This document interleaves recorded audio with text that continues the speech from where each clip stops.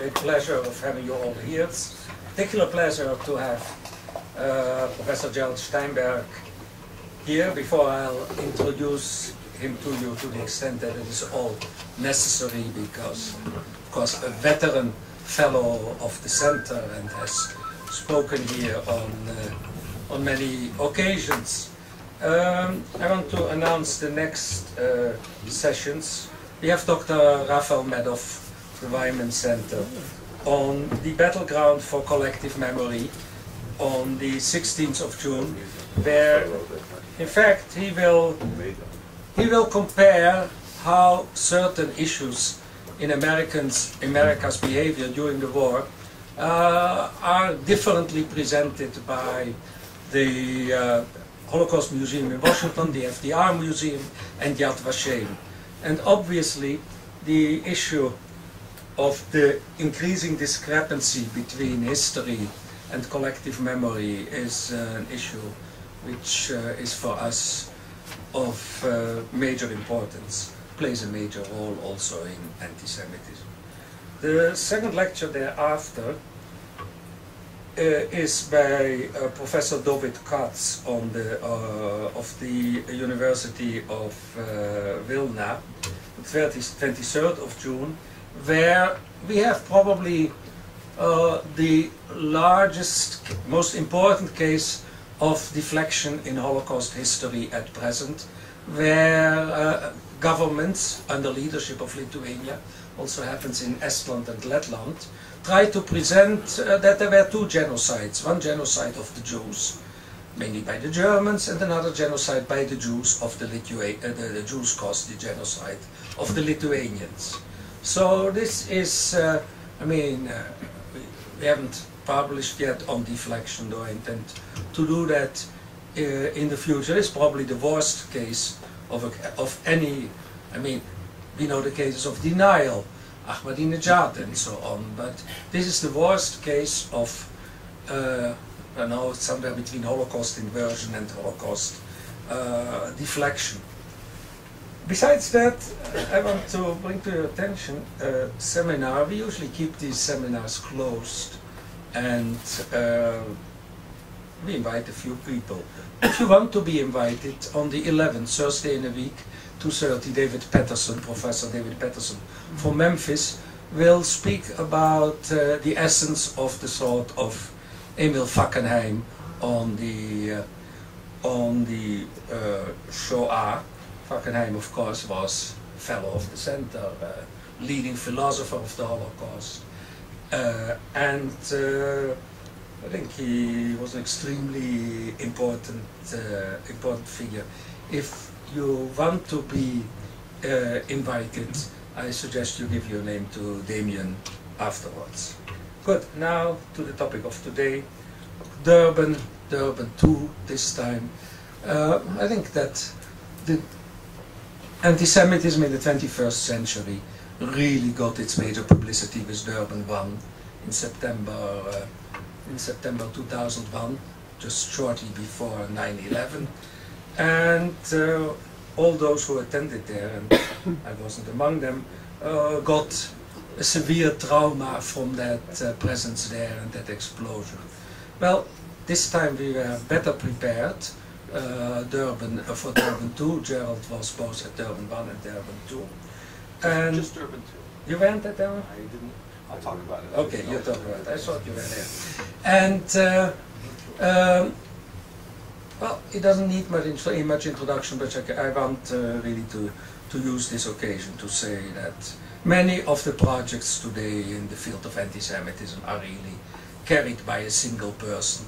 And this whole field of showing the hypocrisy of the humanitarians, the fact, some of it I call humanitarian racism, these so-called human rights organizations, which are really allies of perpetrators in too many extents.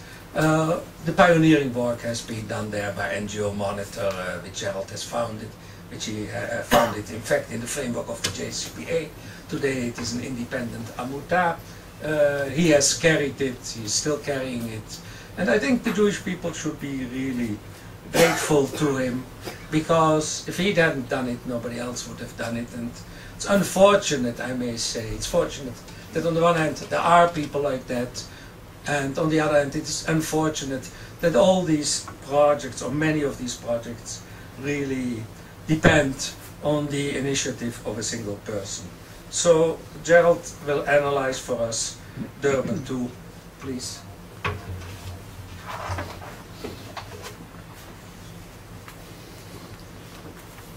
Manfred, thank you. There's a phrase that Henry Kissinger used. He was once introduced as a man who needs no introduction, and then he got up and said, yes, but an introduction is nice, so I thank you for your kind words. And I don't really, if it was just a one-man show, I'd be depressed. But in fact, there's so many people, including yourself and JCPA, and I won't go through all the names of the people here who are part of this each in their own way. I think there is, and I will talk about that, I think Durban 2 is an example of that we can win some victories. It's a slow process, and it does require a huge amount of energy, but it's definitely not, I wouldn't say just because of a few individuals, though I will encourage more and more individuals to do this. Let's see how I do this. If I push this button here, it goes down? No. Do this. Yes.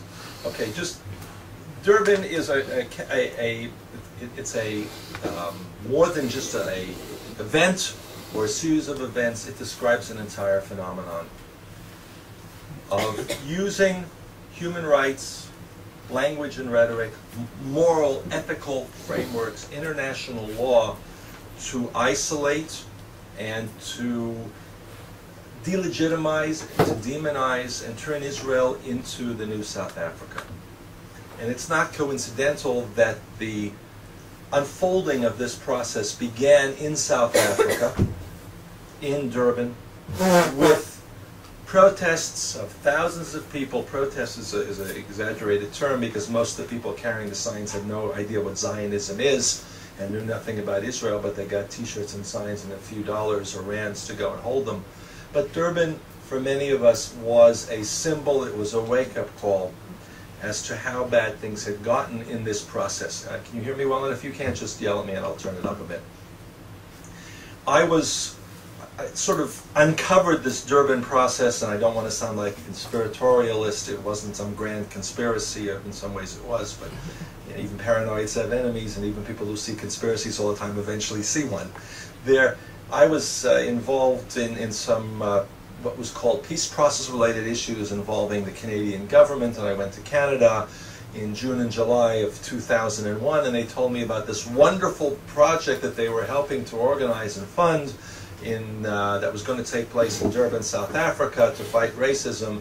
And I began to find out more about all of the non-governmental organizations and Human Rights Watch and Amnesty, and 1,500 groups were being funded. And wasn't this such a wonderful thing that we were doing, us Canadians and then Europeans and the United Nations, to help promote the end of racism and discrimination? In those conversations, the word Israel never came up. And I really think that the people in the Canadian government who were responsible for this, in the Canadian Foreign Ministry, I'm not talking about the people at the lower levels, but the people who were, this was part of their portfolio, and in fact it was something that they saw as a gift that was being given to them, because this was very Canadian and very naive. But I came back to Israel and I said, this is going to be a disaster, and nobody in the Foreign Ministry knew what I was talking about.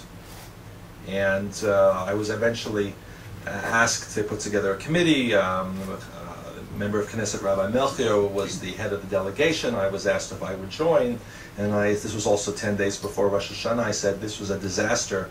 It was too late to avoid it. We shouldn't go. The U.S. and Israel did send delegations. They walked out after a couple of days. I won't go through that history because I'm really focusing on Durban too, but it was worse than anybody had expected. The language that was adopted in the NGO forum, again, we're talking about 1,500 organizations. The estimates of the number of officials vary somewhere between 5,000 and 7,000. And they had this, it was in a grand stadium, and that was where the NGO forum took place. There were speeches. There was nothing resembling a debate. Jewish speakers who were not anti-Israel were either not allowed in or were shouted down. including very vocally by some of the leaders of Amnesty International and Human Rights Watch. A lot of this is on the YouTube. You can see bits and pieces of this, the people who had filmed it at the time. And this mob, I think is the best way to term it, adopted the resolution, which was originally written in Tehran at what was called a preparatory conference. I won't go through all the history. And this is the language that they adopted.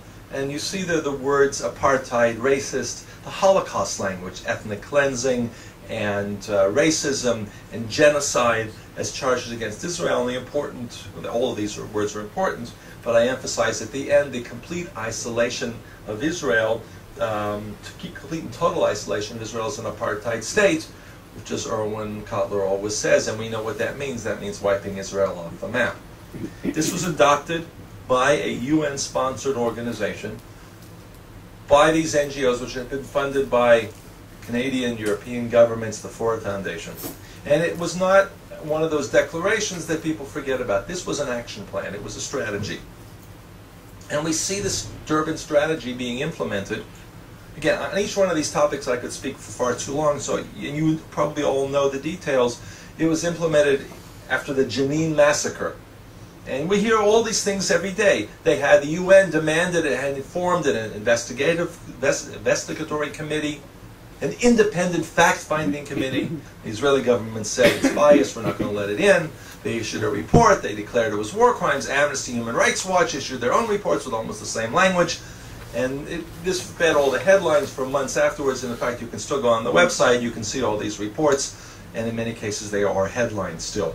The UN Human Rights Council, originally committee, now council, meets twice a year, adopts anti-Israel resolutions. The NGOs are all involved in all of these processes. The apartheid wall, the boycott, divestment, and sanctions strategy, that's the BDS campaigns, the Lebanon war, in Gaza, both the what was called the collective punishment before and in December, January, the war. The pattern is always the same.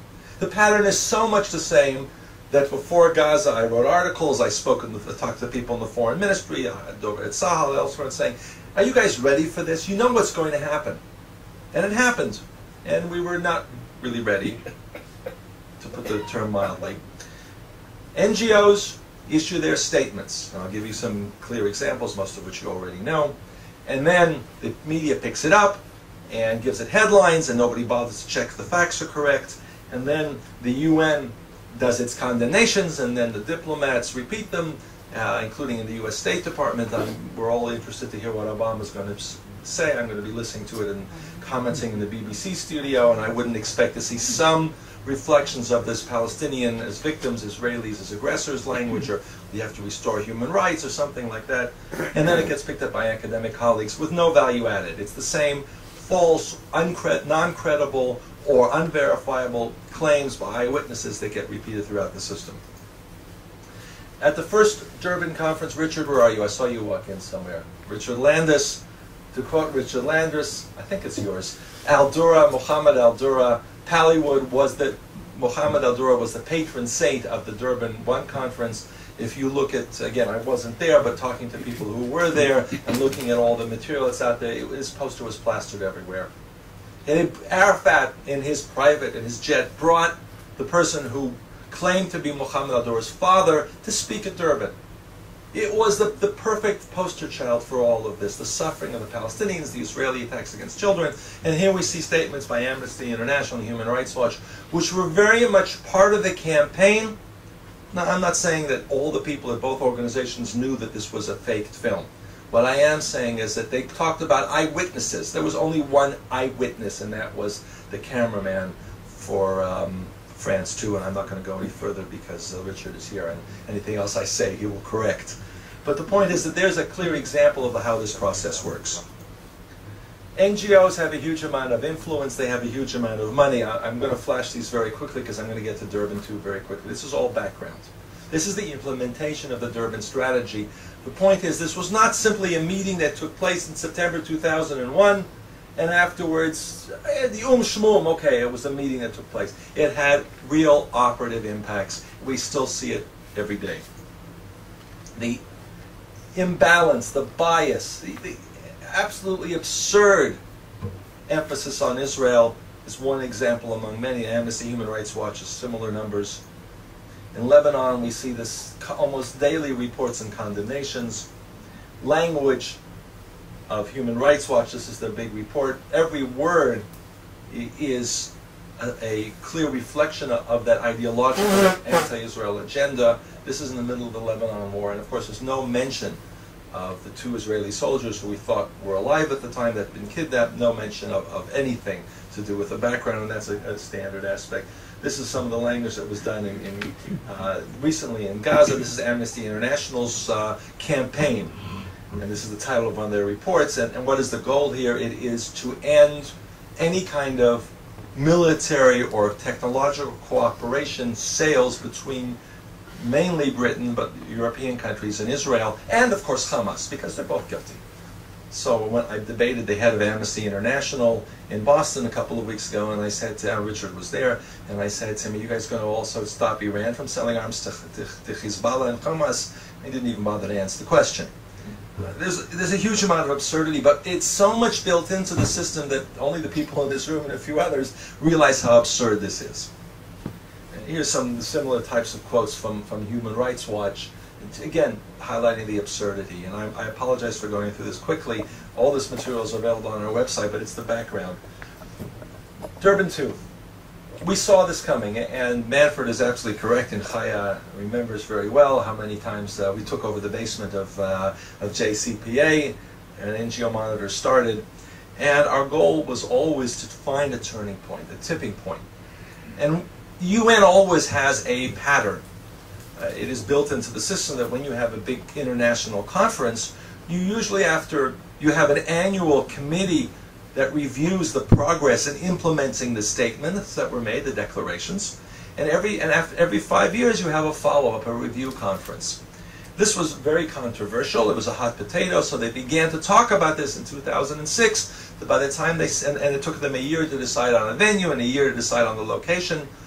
But we always saw this. And when I say we, I'll start with NGO Monitor and myself. But while it's true that Manfred is right that I will agree that I learned that if nobody else will do it, I had to do it because I didn't think anybody else would do it. We started with B'nai B'rith International, ADL, and Abe Foxman. Everybody said they were interested. But there was a significant amount of cooperation. That there were quite a lot of traffic back and forth in alerting each other and working together, the grand Jewish conspiracy, on what are we going to do about Durban 2. Because I don't think there was a leader of any serious Jewish organization that was anywhere outside of the far left. And it was Shalom Achshav, they didn't care about Durban. And B'Tselem was not concerned enough to raise a protest. But for most of the Jewish organizations around the world, including the World Jewish Congress, the European Jewish Congress, I don't want to leave anybody out, the American Jewish Committee and American Jewish Congress and everybody else, ADL, there was a realization that this is something that we had to be better prepared for Durban 2. Durban 1 was a disaster, a catastrophe. Durban 2 would be far worse. Look at all the events that have happened. Look how much time they've had to develop the next stage in the complete and total isolation of Israel. And from everything that I know in terms of what we usually call the bad guys, I don't know, this is not going to be published without editing, right? So, Palestinian, pro-Palestinian, the whole NGO world out there that is part of this post-colonial, anti-Israel, anti-Zionist, anti-democratic, the words are almost the same, network. And it feeds on itself. In other words, the money is out there, it generates headlines, and they get more money, and they get more prestige. It's the standard snowball effect, and the issue of collective memory and history is very much involved in this, and rewriting the narrative. The right of return is a central part of that. All the Palestinian perspectives and goals are in there. So that there was a very wide mobilization. I think, from my experience, in the last maybe since, well, I think even more than in the periods of wars, maybe since 1967, it was the widest Jewish Israel-related mobilization that I've seen, as I said, since I can remember. while there was some usual turf battles about who's going to do what and whose name was going to go on what and who's going to pay for things, these were all resolved. Durban 2 was, in many ways, a successful example of what can be done when your backs are against the wall. This was not about settlements.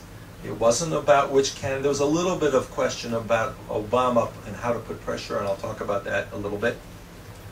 But it wasn't an issue on which there was an ideological divide or a political divide, with one exception. There was a sort of a little bit of a friction between, it came out in a couple of Jerusalem Post pieces, between the American Jewish Committee and Caroline Glick / Melanie Phillips and Ann Bayevsky.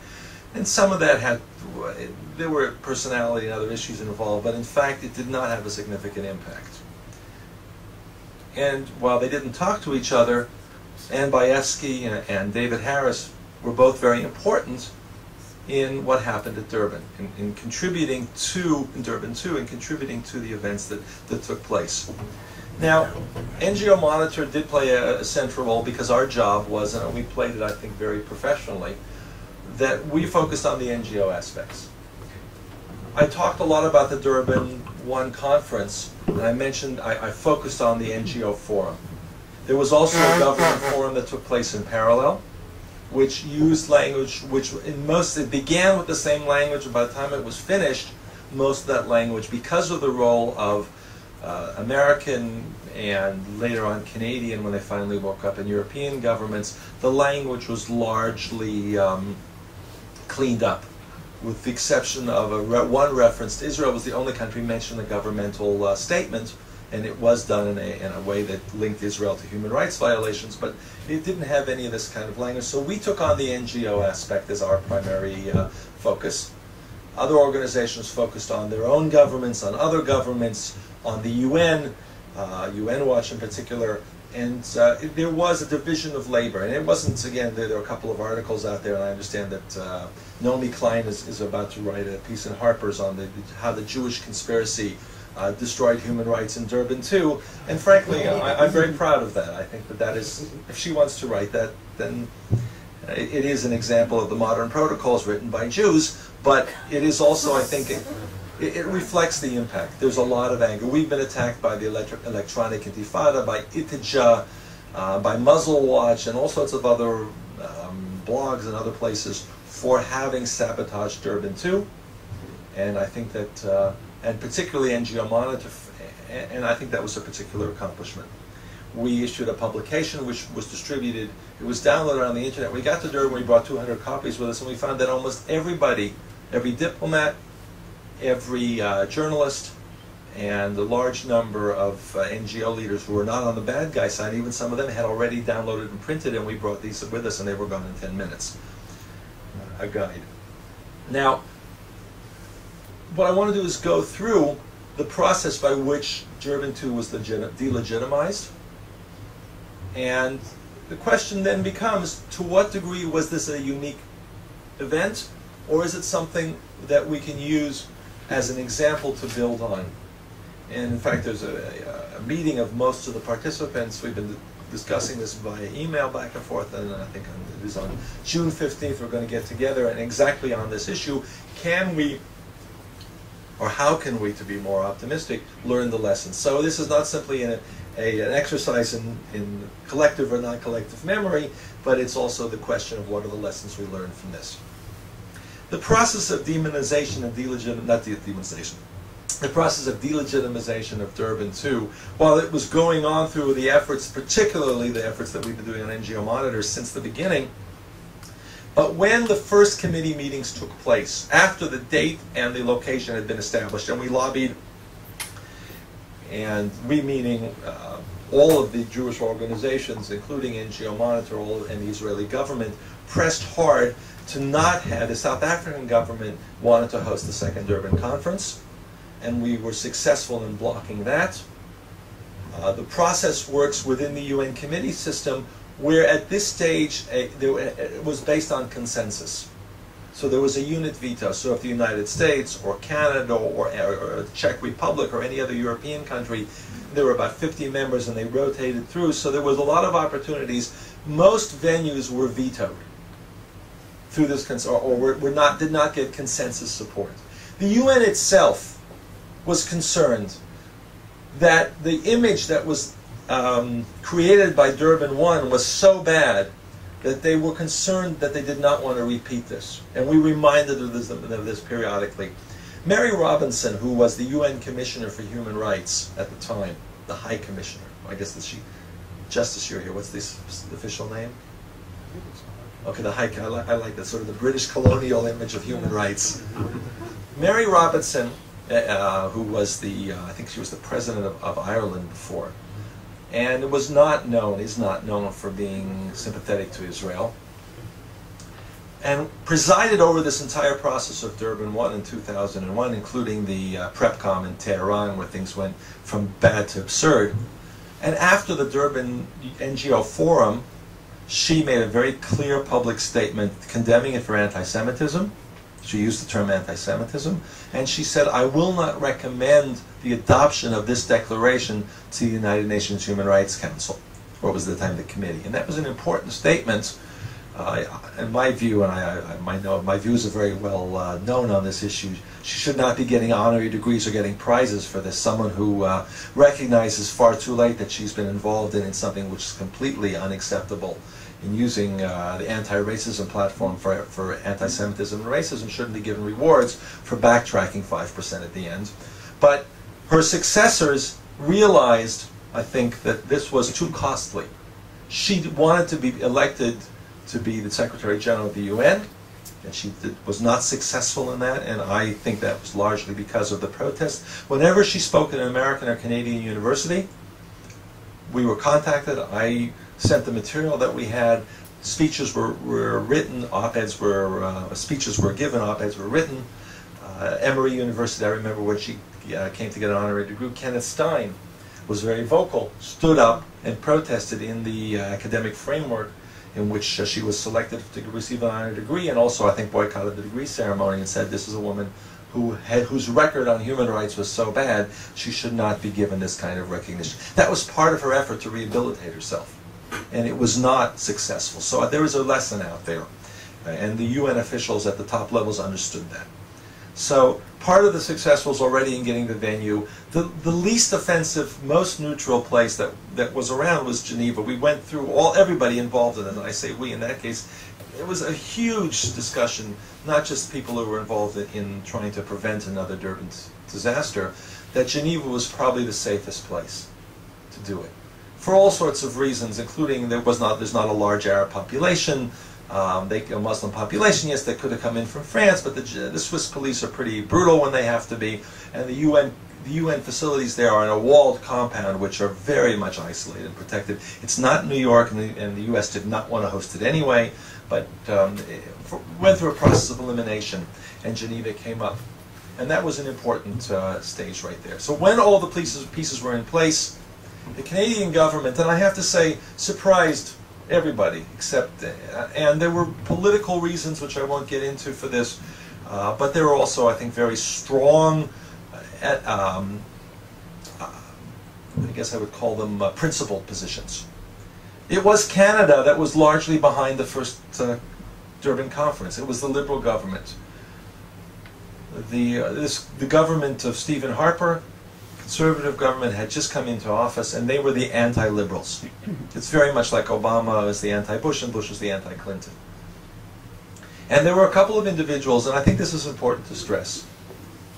Jason Kenney, in addition to people like Erwin Kotler, who in some ways we take for granted, and certainly in this building we should not, who has always been, he was the one who led the Canadian, he didn't lead a walkout, but he led the Canadian delegation in Durban to force through changes, and was very, very strong on that, and was very critical of his own government for having allowed things to get to this stage.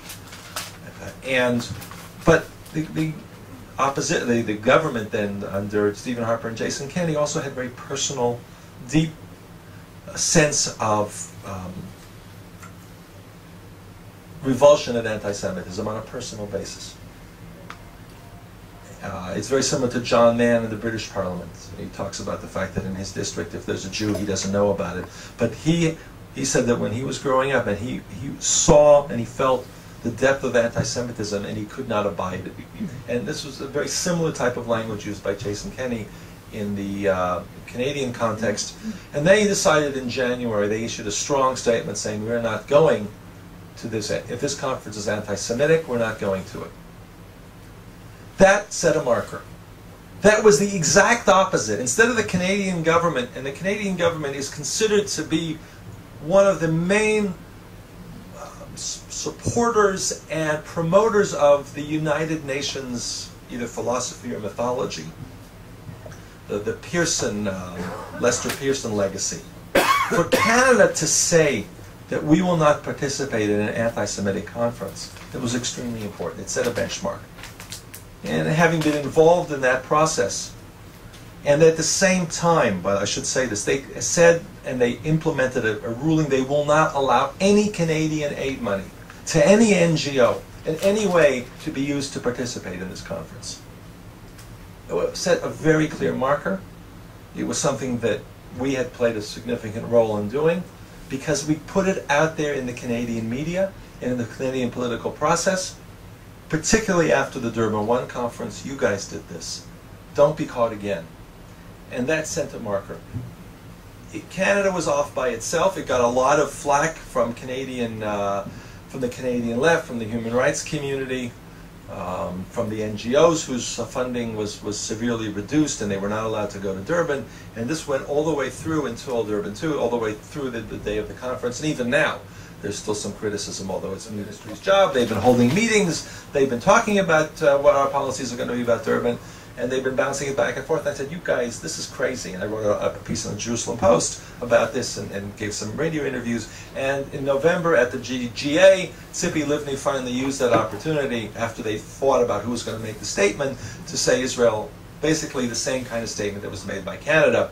That was an important mark because then it meant that it was okay for the United States. Until that happened, people in Washington said to me, how can we seriously consider this when the Israeli government even has not made a statement?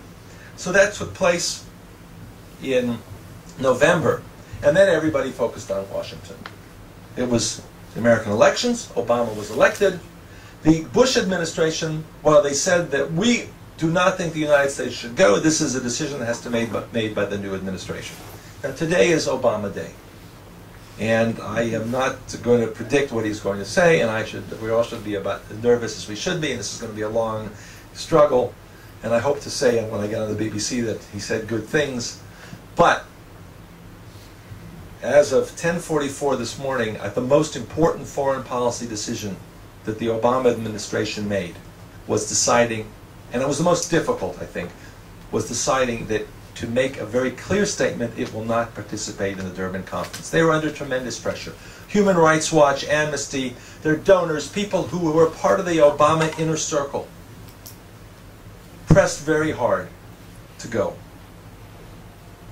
And in, I think it was early February, there were constant preparatory conferences going on the text of the declaration.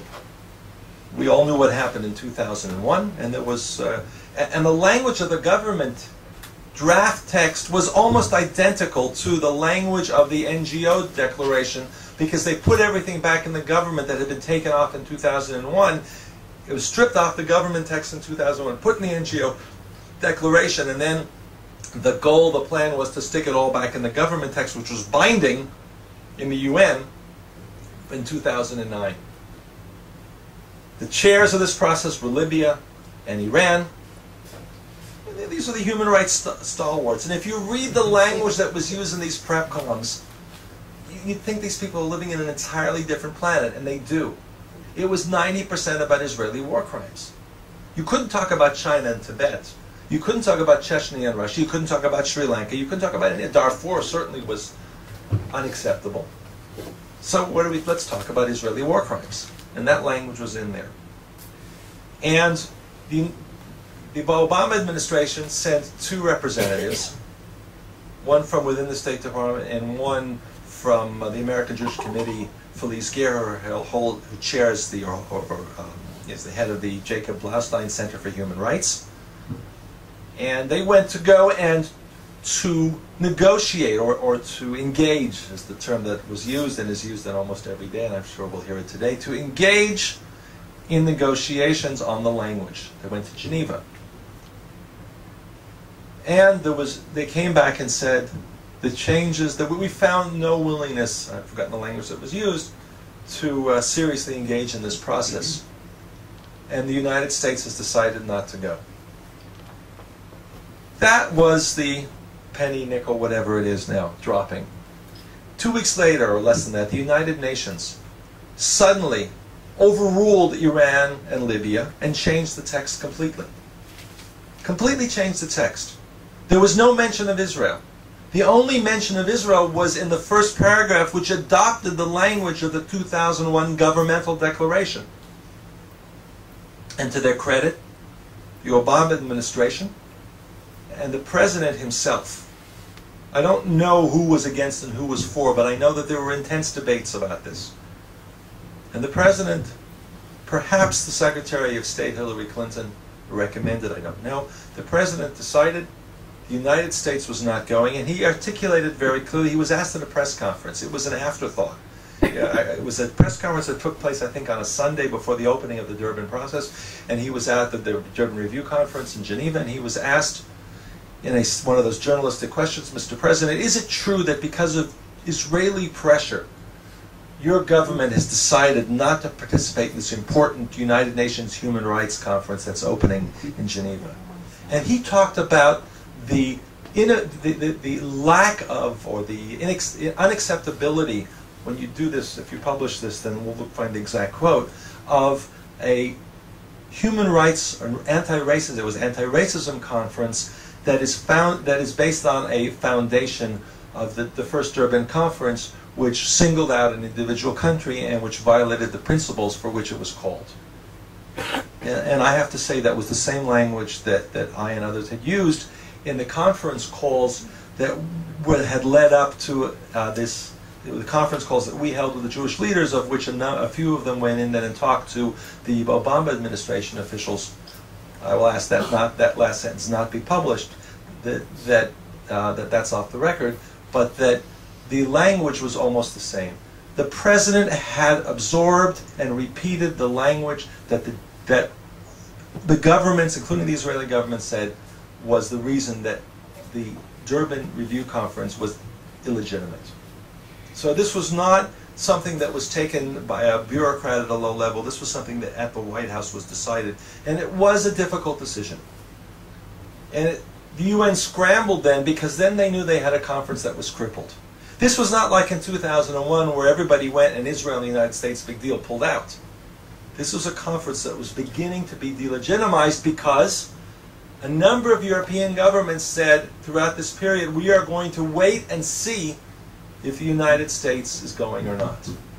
Now, Sarkozy, a year earlier, after the Canadian announcement, said France is not going to participate. He almost used the same language in an anti-Semitic conference. And yes, the Jewish leadership heard him. He spoke in front of the CRIF, but nobody else in France cared about what he said, and Sarkozy forgot it immediately. So the French were going to go, and they said, oh yes, all of our requirements have been met. The red lines have all been removed. That was the French. The Czechs, who held the presidency, were much more cautious and said that they would not participate if there were a number of European governments that pulled out, that they could not, as the president of the European Union, be the leaders of a movement that was against the European consensus, but if there was no consensus, they would not participate. And then the Italians dropped out.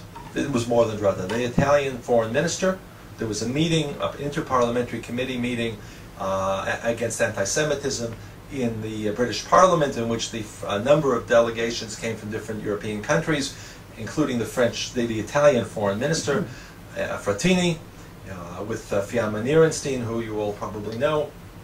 And Frattini then said, this was, if the United States doesn't go, we won't go in. He was the only European at that time who put his money on the table and said, we are not going.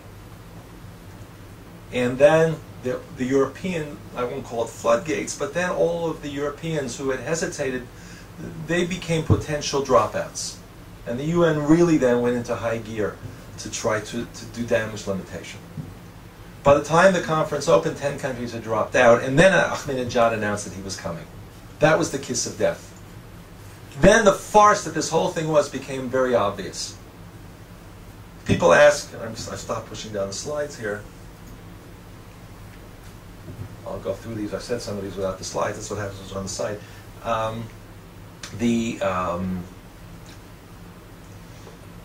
After 10 countries had decided they were going to drop out, so that meant that in the large room where this takes place, the auditorium, there were 10 delegations where nobody was sitting, and the first speaker was Ahmadinejad. Why? The UN has been criticized, and it was an amazing experience to see him coming in with the limousine and the sirens and everything else. And it really did, this whole issue of the clowns, I don't know if we got the pictures on here or not, the clowns, well, this is part of the demonstration that took place. He spoke first because, according to UN protocol, the national official at the highest rank goes first. He was the only president that was there. There were some foreign ministers, but he was the only president. So in many ways, the farce that this was fully exposed. And he gave a speech, he distributed a text which had all of the classic hallmarks, the Holocaust denial, the call for the elimination of Israel. The text he delivered was slightly amended on the Holocaust language, but not much. And some people give him credit for that. I don't think, first of all, the distributed text was bad enough, and the words were pretty bad by themselves. But it was clear that this was a farce. Now, before I talk about Ahmadinejad a little bit more, and most of you probably saw this, and to be in the hall and to participate in this was important, there was a lot more going on. We've, I think, focused too much on Ahmadinejad because it was discredited and delegitimized before he even announced that he was coming. The 10 countries had already pulled out before he had come, particularly the United States. It made it easier to justify staying out, but that decision had already been made. In parallel, throughout this process, the question of the role of the NGOs was critical. It was debated constantly. NGOs have a holy position in the UN. They have the right to participate. They have accreditation. It's a very interesting phenomenon where non-governmental organizations and people who are there, self-appointed people, people who get money or don't, they bring a laptop and they become an NGO, can get into UN hearings, UN facilities, UN processes, and speak. And in fact, the preparatory conference for the Durban Review Conference, the preparatory committee meeting, extended until Friday, 10 minutes before candle lighting. And the last 15 speakers were NGOs, including UN Watch. UN Watch used its time to bring in a Palestinian doctor who had been tortured in Libya. In a very complicated case that I won't get into. The chair was a Libyan. And when this Palestinian doctor began to speak on behalf of UN Watch, which is large, funded by organizations like the American Jewish Committee, this was huge. It was the front page story. It was the headline story on the Swiss News. And going to shul the next morning, and also at night at the dinner that Chabad hosted. I have to say this is for the record. We're talking about cooperation between Jewish organizations. To see all these people eating at Chabad, and Chabad provided the kosher food there. This was, if you want to believe in Jewish conspiracies, this is one of the aspects of that. People have probably never been into a Chabad anything in their lives. I won't say anything personal on this. We're there because Chabad provided that facility. This was the main talk. It was a huge coup. The NGOs that were vocal and visible were our NGOs. We learned to use the system. Numerous Israel-based, pro-Israel, pro-human rights, non-pro-Palestinian NGOs like NGO Monitor and many others got accreditation. We used the system. And we were able to speak and able to hold side events and bring in speakers across the board. And UN Watch American Jewish Committee, ran a series of side events that were packed right next to where Ahmadinejad was speaking, with Alan Dershowitz, with Elie Wiesel, with Natan Sharansky, Yaman Erenstein. There were events every day, throughout the day, and those were the dominant stories. And the tone was set in that Friday afternoon coup of putting those issues on the table.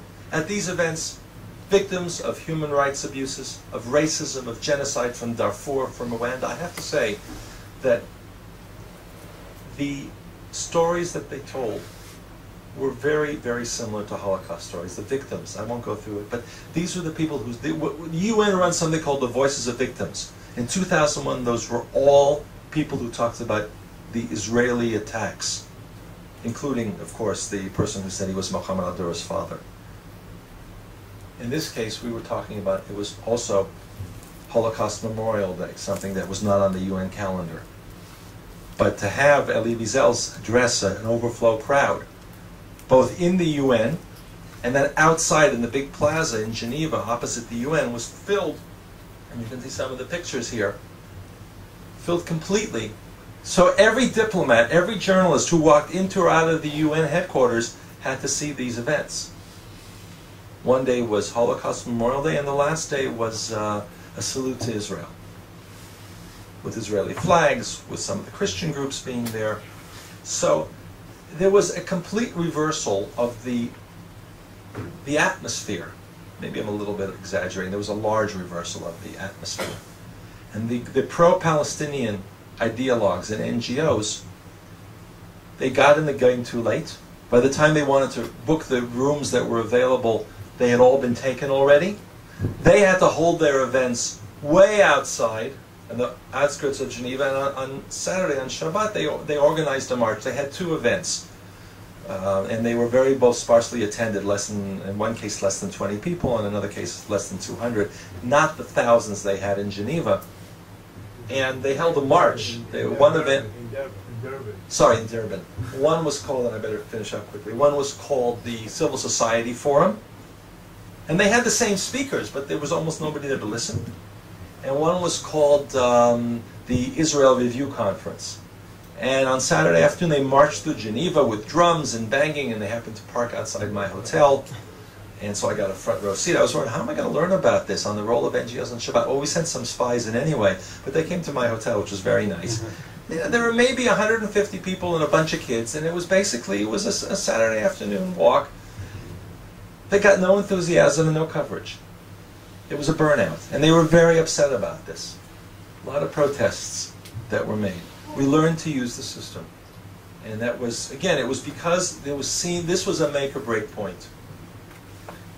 And I say this with pride. These are two of the attacks that were made against us, and if we want to be blamed for it, we'll take the credit for it as well. There were also attacks on. I'm sorry. I guess this is. We should get the. Can I go back? I can't see this. If you'll help me out here. We haven't quite integrated all the videos in here that were done. As I said, Ahmadinejad's appearance was the confirmation that this was all a farce. There were, most of you probably saw the scenes, and we're going to have to integrate this next year when I do this. I'll have to do a little bit better job putting the material. The clowns that came in, the image of the clowns and Ahmadinejad reverberated throughout. It was shown everywhere around the world. It did exactly the image that we wanted to create in this. The French students who did this, they were thrown out of the conference, they were reprimanded. It was using the media, and it was done very well. I give credit to groups like the Israel Project and each of the organizations, because they were well prepared they briefed the media. They told the media this was going to happen. Come in and watch this. This is going to be. And the media, again, you use the language and the methods that we have always been at the receiving end of, and this was used to very much embarrass Ahmadinejad. And we were out there with Alan Dershowitz and with Elie Wiesel with the signs that were prepared in advance. The police came in, some people were arrested. It was making, this became the issue. And the term shame was used, and the signs reinforced all of that. So it was a reversal of the process. I started and I said this was a unique event. We're not going to have, I doubt that we'll have another serious Durban Review conference. And if we do, hopefully we'll be able to deal with that. But it took 8 years to have this one, and hopefully if it happens at all, it'll take at least another 8 or 10 years. So what are the lessons that we can apply that go beyond these rare events? Human Rights Council meets twice a year. The UN has constant meetings that are part of the Durban process. A week after the review conference in Geneva, they had the meeting of the Committee Against Torture. Guess what their main focus was on? I won't give you any prizes for this one. Mm-hmm. There are meetings constantly of the CERD, which is the Committee something on Racial Discrimination. I forgot what the E stands for. There are committees and public meetings and there's Universal Periodic Review constantly throughout the year on these themes. Human Rights Council and the mechanisms and the Commissioner's Office will meet. They'll send Richard Goldstone out here to have an investigation, and these issues will all be in the headlines. We need to be able, if we're going to learn something from this, one of the clear lessons is you learn to use the system. There are holes in it that can be used. Now they're going to change those. You've got to continue to do that. NGO Monitor has now applied for permanent UN access through ECOSOC. We may get it, we may not get it. But there will be many other organizations that will pursue this. Instead of saying the standard line of shmoom, the lesson is the opposite. Using the system, doing this professionally, and learning that if we don't do this all together, the strength and unity point, no single organization can pull this off. When you look at the other side, the Palestinian, the pro-Palestinian, the radical organizations, and this is not paranoia, it's not conspiracy theory. One of the people who participates in this network sent us a transcript of a meeting that the NGOs took place. Now the NGOs, I said they have a privileged position. Before the meeting of the Committee on Torture, the committee experts meet with the NGOs who've submitted evidence. There are 2 UN committee investigations of Gaza. The first one that came out about 2 or 3 weeks ago was only on the Israeli attacks against, is the language that was used, against UN facilities, the UNRWA school and others. And in that report, they talk about having met with UN representatives, NGO representatives. We asked, usually we see these things in advance. Usually we can submit evidence. We asked, and this was apparently all done in secret. We have now sent protest letters. We've said that we want the record amended and we want our material to be included in this. You've got to learn to work the system, and everybody's got to do it in their area of expertise, their area where they have resources. If you're not in Geneva or New York or where these activities take place, you're not on the ball game. I landed in Geneva a few days before to hold press conferences to meet with people on this, and I went to the UN press conference, in which the Human Rights Watch head spoke. And it's amazing to see the way in which UN officials treat Human Rights Watch and Amnesty and all these other NGO officials with deference. You would think these are the ambassadors and these are the heads of delegations. What they say becomes holy writ. If you're not on the ground, you can't refute that, you can't present an alternative. So being on the ground becomes an important part of it, and it takes resources, it takes coordination. It was a clear advantage to have permanent delegations in Geneva and offices and officials of the World Jewish Congress, of the American Jewish Committee, of UN Watch, and if I left anybody out, I apologize. That made a big difference. The fact that Ann Bayevsky was there and was able to bring Elie Wiesel and others was extremely important. And he spoke also at events that were sponsored by UN Watch, which is the American Jewish Committee. So despite the friction, there was on the ground important cooperation. And I'll just end by, again, sort of tooting my own horn. I think that focusing on the role of NGOs is critical. Naming and shaming, taking the air out of them, and primarily reducing the resources that they have. I'm not going to convince many people who are so deeply anti-Israel, whether in Amnesty or Human Rights Watch or all these other thousands of organizations, B'Tselem and elsewhere, that what they're doing is immoral and unethical, even on the grounds of destroying human rights by abusing the language for political purposes. But we are succeeding in reducing the funds that are available. The European Union, after a great deal of ridicule, has stopped funding Jeff Halper, the guy who ran those boats between Cyprus and Gaza. And I'm glad that the Iranian government press agency, I think it's the government, the Iranian press agency has condemned NGO Monitor for that. There are another 30 or 40 organizations that the EU funds that are equally bad or worse, like the ones that are pursuing these lawfare cases against Israeli officers in Spain and elsewhere. New Israel Fund is choosing a new president now. And they need to be much more aware, their donors need to be aware of the way in which they're funding these types of blatant anti-Israel and anti-Semitic activities. Most donors are simply unaware because they believe what they're told that their money's being used for. So I think the bottom line here is that there's a lot more work to be done, but this was a good example that in fact you're not just tilting at windmills, sometimes you can do some damage, and do damage in the positive sense. Jeff? Okay. I need a piece of paper to take some notes on. I'm never going to remember a third of this. First of all, Gerald, personally speaking, and also on behalf of my organization, the ZOA, I would like to express my deepest gratitude for everything that you've done and everything that you continue to do. Two very quick questions. You mentioned Richard Goldstone. Would you or would you not have Israel participate in the UN investigation, since you said we should be there, we should be on the ground and participating? And number two, your successful paradigm that you deployed in Geneva, can you see taking that, juxtaposing it on some of the smaller conferences that take place, let's say from ISM, PSM, or Israel Apartheid Week? Do you see any of those methods applicable to those smaller fora? You realize it'll take me 15 minutes just to answer No, those no, questions. okay, we'll take them all, Joe. Arlene, next to Very simply, and I reiterate what Jeff says about the splendid work you're doing, but very simply, because it's my focus and you know it, what are the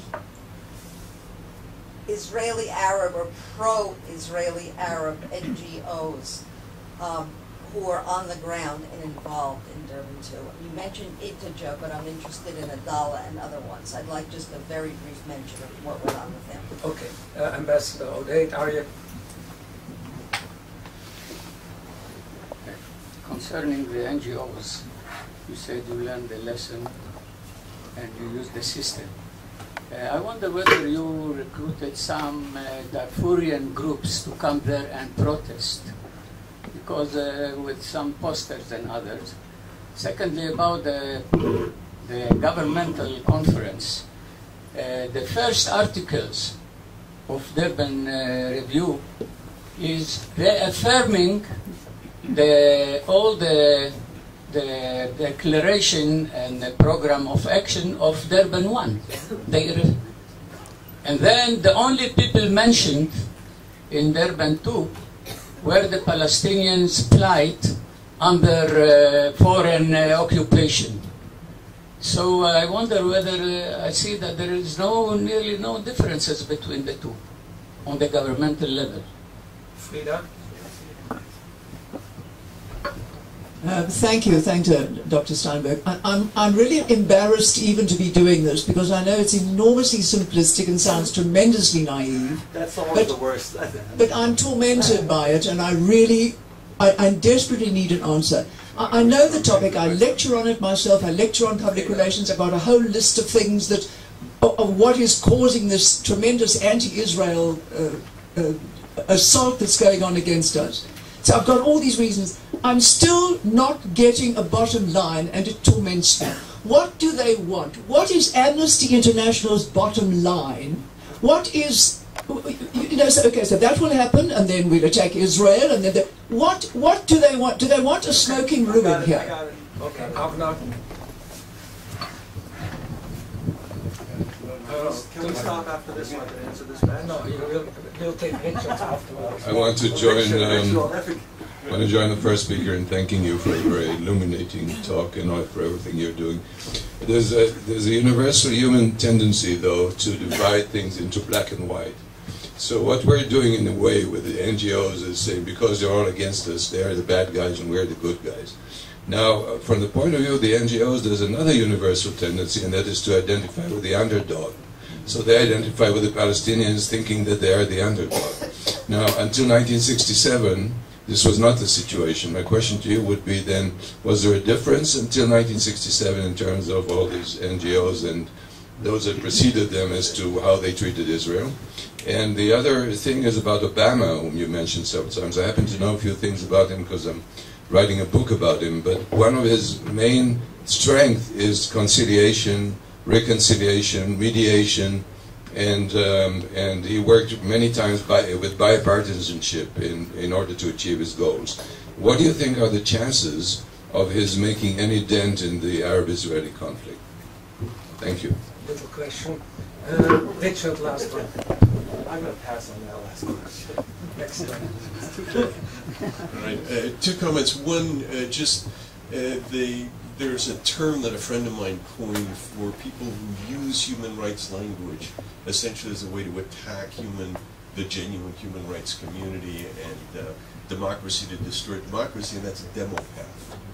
And it's a nice term for, Anyway, my question to you is the following. I've been watching BBC coverage of the Durban affair, and the people who were there reporting say that when Ahmadinejad walked out, there was applause from the rest of the audience that he had a great deal of third world support. My impression was that the applause came from the balconies, the galleries where you guys were. Okay. Gerald.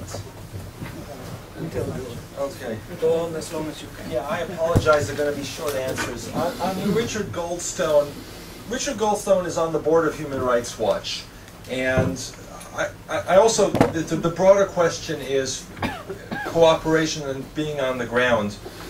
It was important that governments were not on the ground in Geneva. It was important that civil society, NGOs, like people like us, were on the ground. I have requested, NGO monitors have requested a meeting with the Goldstone and the committee, probably in Geneva.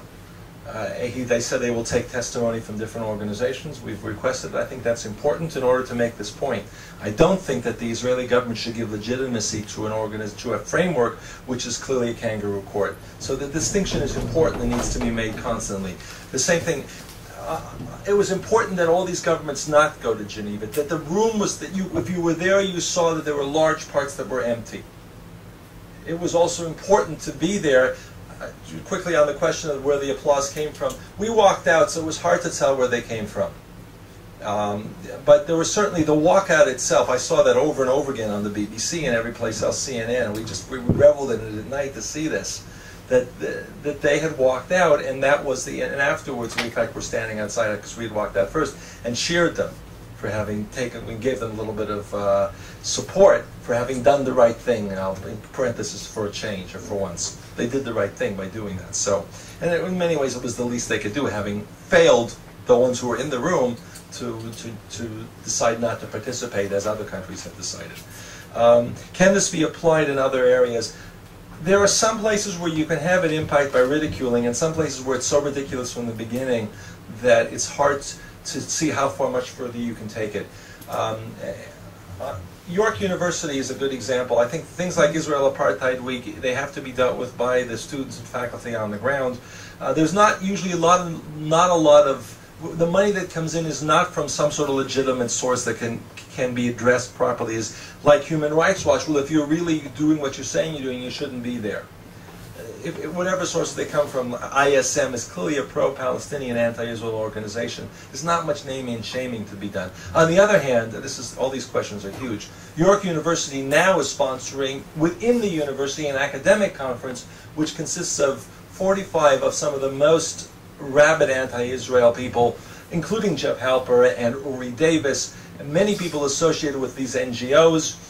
And they're what we're trying to do, and I think their pressure can be exerted because it's a farce. And Osgood Hall, the law school, is one of the main focuses.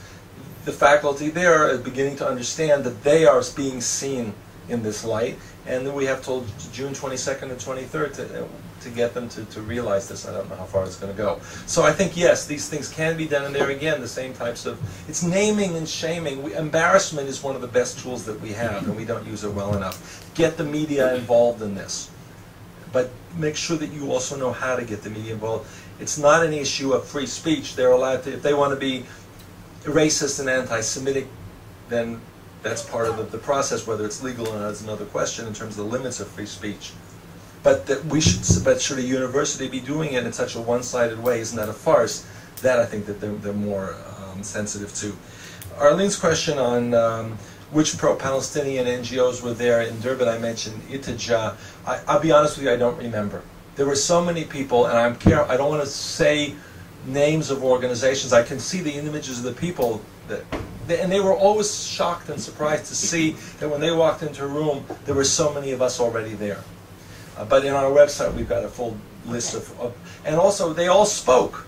The last day on Thursday and Friday, part of Thursday and Friday, NGOs got a turn in the auditorium in front of the plenary, and so it's all on record, both video and printed material. And it's worth looking at, but it was far less than we saw at Durban 1. Frida, oh no, sorry, I skipped the question about the Darfur and Rwanda victims of racism. The answer is yes. They were there, they were present.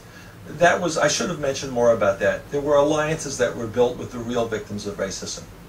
And that's why I heard the stories you can't, anybody who's sensitive to human rights or any kind of human principles, and certainly any Jew who knows about the Holocaust, to hear the story of a Rwandan woman, this was at a UN Watch and other organizations, brought these people, I shouldn't say brought these people were part of this process. Alliances were made because these were the people who were the real victims of racism and genocide. And to hear about how her family, her village, everybody was destroyed, and she was left for dead in a pile of corpses. And the whole story and the rapes that happened afterwards. And to hear that this is not something that you can walk away from in any way. And their voices were heard, but they were not heard in the UN. By the UN, they were heard in these, what were called side events, and some of them completely outside the UN, in the types of frameworks that I talked about. And that's part of this, the failure, not just the failure, but the damage done by all of this to real human rights issues. Which, I'm going to jump and I'll get back to some of the other points. So,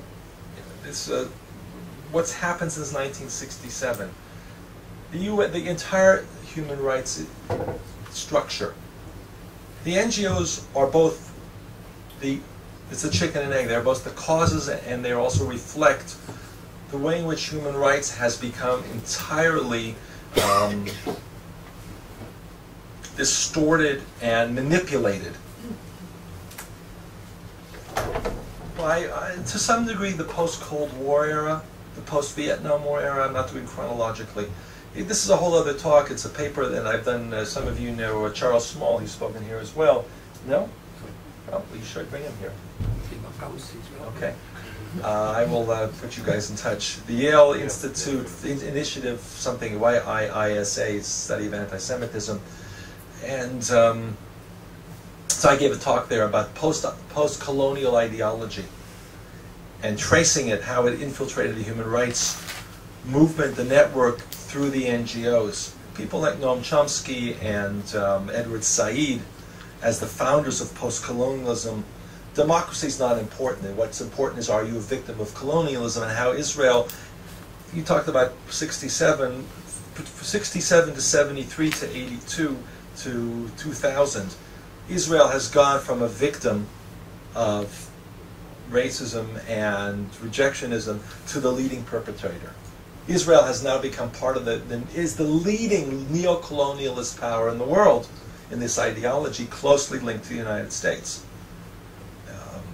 I won't say anything about Obama because it's too complicated in this context, but certainly Obama will move one way or the other in terms of the image of the United States in this process. But Israel has been the primary target. It's an easier target. It just brings together so many coalitions on this issue, and that's a large part of it. If you remind me, I'll send you the paper that's part of this analysis. So it's not just Israel. It's got a wider agenda, and maybe some way that also helps me address Frida's question. I don't think the people, and most of the people in Amnesty have a bottom line. That's part of the problem. I don't think that there are people who think rationally like that. A lot of them, it is emotional. Irene Khan, I believe the head of Amnesty is from Bangladesh or Pakistan, I don't remember, maybe Pakistan. And I've debated her and I don't see her, she's quite articulate, based in London. I don't think she's from what I can say, I don't see her as a core anti-Semite who wants to see Israel wiped off the map. I don't think Josh Rubenstein, the Northeast director of Amnesty in the United States, wants to see Israel wiped off the map. I think that in many ways he's very strongly conflicted by what his organization does and what he himself thinks is important. I won't get into an analysis of the heads of Human Rights Watch other than to say these are people who have very deep psychological issues with their Jewishness. And you can see that by the way in which they speak on these issues. So there's a broad range, and I don't claim to understand the motivations. There are different motivations here. Certainly the groups, the Palestinian, pro-Palestinian, ISM across the board, all these groups, those groups do see wiping Israel off the map as the goal. And Jeff Halpert says there's no legitimacy, I don't want to misquote him so that he speaks for himself quite articulately, but he's not a fan of the two-state solution, to put it mildly. And some of this is simply that Israel, the Jewish people have no right to self-determination. So there are a wide range of issues, but the coalition is built on the fact that their methods and their tactics and their strategies, if not their final goals, if they have them, are very similar. Is there anything that I missed in all of this? I don't think so. Richard, well, I said that the applause, I don't know where it came from. I think that the BBC coverage that I saw was quite fair and actually quite accurate from what I could see, but I don't know how, depending on where you were sitting. I will say this, that within the NGO galleries, which was the top and the sides of that building, that very large room, there were, I think, the Ahmadinejad entourage of Iranian, quote, NGOs and civil society. I guess there were 30 or 40 people. Can I say something completely off the record? Yeah, sure. Okay. Somebody said that these were all people, they were all Ahmadinejad lookalikes. You see them coming in, and which one is the real Ahmadinejad? There were Iranians, and there was some of there was an Iranian group that brought a group, the Rhetoric people. I didn't mention that because they were really the circus of the circus there. And they had a bigger impact. They were filmed, they were visible. I saw it in the Canadian press during Durban 1. I didn't see them get that kind of attention, but they were brought in, I think, with the name tags, because each organization gets to bring in a certain number of people. I think their cover was some sort of Iranian NGO. So they were well represented in the galleries, and if you have 20 people here and 30 people there, you can make a lot of noise. My guess is that's what you were hearing on there. And yes, the Demopath model of Charles Jacobs is an important one. Thank you. I thank you all.